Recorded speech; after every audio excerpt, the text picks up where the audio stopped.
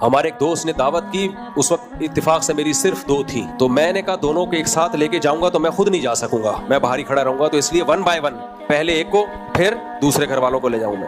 تو جب ایک گھر والوں کو میں لے کر گیا ہوں، آدھا گھنٹہ پونا گھنٹہ گزرا، وہ ٹائم پہ گھر والے آ گئے اور میں لے کے چلا آیا۔ اب دوسرے کو لے کر گیا، دوسرے گھر والوں کو، ان کو وہاں ہو گئی دیر۔ اب دیر ہو گئی تو مجھے فون کرنا بنتا تھا، بھائی کیا ہو گیا، اتنا ٹائم کیوں ہو گیا؟ 2-3 دفعہ میں نے فون کر لیا کیونکہ لیٹ بہت ہو رہے تھے، لیٹ نائٹ، دیر ہو گئی تھی رات۔ میں نے ان کو لے آیا بہرحال، 2-4 دن ہمارے گزرے، اس کے بعد لڑائی شروع، ڈرون پہلی والی سے، جن کو پہلے لے کر گیا تھا نا۔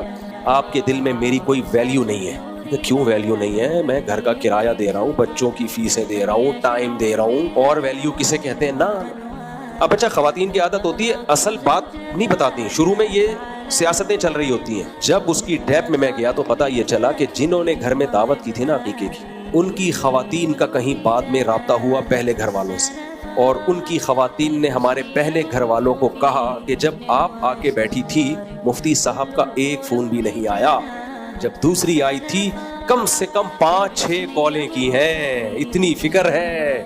میں نے کہا میرا پروگرام اڑ گیا، حالانکہ وہ ضرورت کی بنیاد پہ کی تھی، دیر ہو گئی تھی، تو دیر ہوتی تو ان کو 10 کالیں کر لیتا میں۔ پھر یہ ثابت کرنے کے لیے کہ نہیں بھائی آپ کی ویلیو بہت زیادہ ہے، کتنا خرچہ ہوا میرا، کتنا ٹائم لگا، لیکن پھر بھی وہ بات تھوڑی ہوتی ہے۔ ایک دفعہ بدگمانی پھیل جائے تو بہت مشکل ہے۔